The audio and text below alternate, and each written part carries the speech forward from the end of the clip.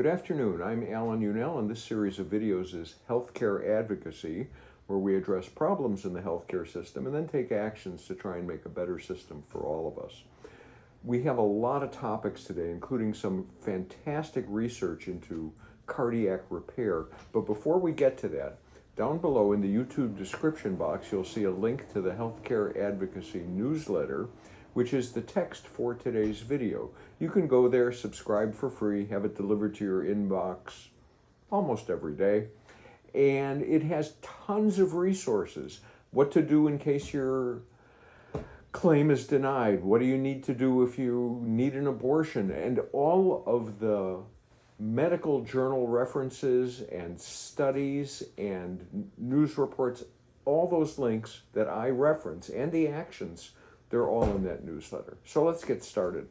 The first thing I want to talk about is a new gene therapy that apparently reverses heart failure in large animals. This is incredible.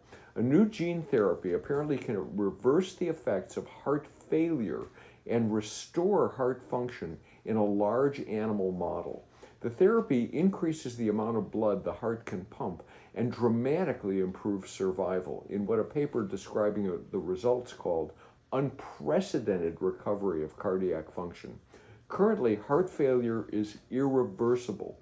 In the absence of a heart transplant, most medical treatments aim to reduce the stress on the heart and slow the progression of the often deadly disease. But if this gene therapy shows similar results in future clinical trials, it could help heal the hearts of 1 in 4 people alive today who will eventually develop heart failure. This is incredible.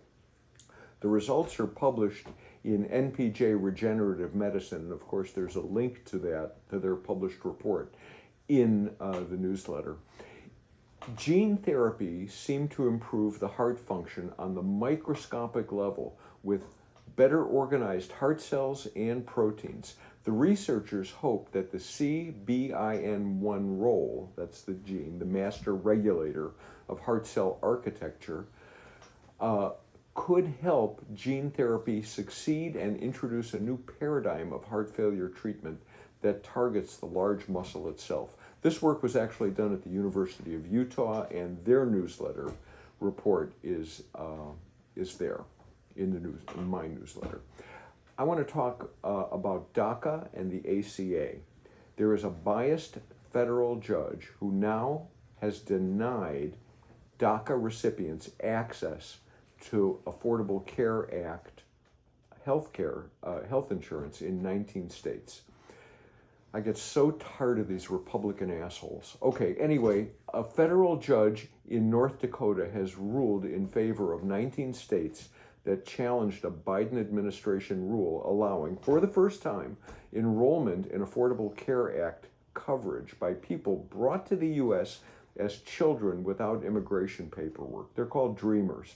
The move effectively bars those who have qualified for Deferred Action for Childhood Arrivals program in those 19 states from enrolling or getting subsidies for ACA plans. It does not appear to affect the enrollment or coverage in other states, lawyers following the case said on this previous Tuesday. States challenging the ACA rule will say it causes administrative and resource burdens as more people enroll. That, by the way, is bullshit. And that it will encourage additional people to remain in the U.S. when they don't have permanent legal authorization. In addition to Kansas and North Dakota, I'm going to read you the states. Kansas and North Dakota, the lawsuit was also filed by Alabama, Arkansas, Florida, Idaho, Indiana, Iowa, Kentucky, Missouri, Montana, Nebraska, New Hampshire, Ohio, South Carolina, South Dakota, Tennessee, Texas, and Virginia. How many of them also outlaw abortion? The grand total of DACA recipients that could have possibly gotten an Affordable Care Act plan nationwide is 100,000. This is just pitting the whole force of the government for a tiny thing against a very small minority. This whole thing is bullshit. Anyway, if you know this judge, you can go give him hell. You can, no violence, only verbally. U.S. District Judge Daniel Traynor, who was appointed in 2019 by ex-President Donald Trump, noted in his Monday ruling the plaintiffs were likely to win on the merits of their argument. This is a biased judge. This is not impartial justice. Big deep breath. I want to talk about taxes and healthcare. $4.6 trillion. That's how much money extending the 2017 tax law would add to the deficit. The Trump tax cut that gave money to the wealthy. Anyway, this is not, I'm not making it up. This is according to the nonpartisan Congressional Budget Office. How do congressional Republicans plan on offsetting those costs? By taking away health care from millions, by making draconian cuts to Medicaid, because we got to take it from the poor to give it to the rich. Portions of the 2017 Trump tax legislation expire December 2025, and Republicans have long wanted to extend their tax scam or even expand it. While they plan to give trillions of dollars in additional tax cuts to the rich and to corporations, they plan to cut funding for Medicaid, SNAP, that's food stamps, mostly for children. 42 million people a month get that, and other society safety net programs that millions of people rely on for support. Nearly 80 million people are enrolled in Medicaid because they can't afford goddamn health insurance because we don't have universal health care. That includes CHIP, which is the Childhood Health Program. We know that this is their plan because they told us in Project 2025. Many House and Senate Republican leaders are calling now for severe cuts to Medicaid. According to the Institute for Taxation and Economic Policy, and their analysis is included in the newsletter, making those tax cuts permanent would cost the U.S. government $288.5 billion the first year, and 63% of it goes to the top 20% of earners, and 1% goes to the bottom fifth of Americans. We cannot allow Congress to pay for these tax breaks by taking health care away from millions. This is beyond cruel, to no effect. Severely cutting Medicaid funding would jeopardize health and even cost lives. It will cost lives.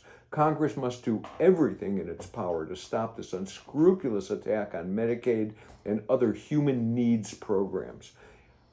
I'm asking you, take action on this.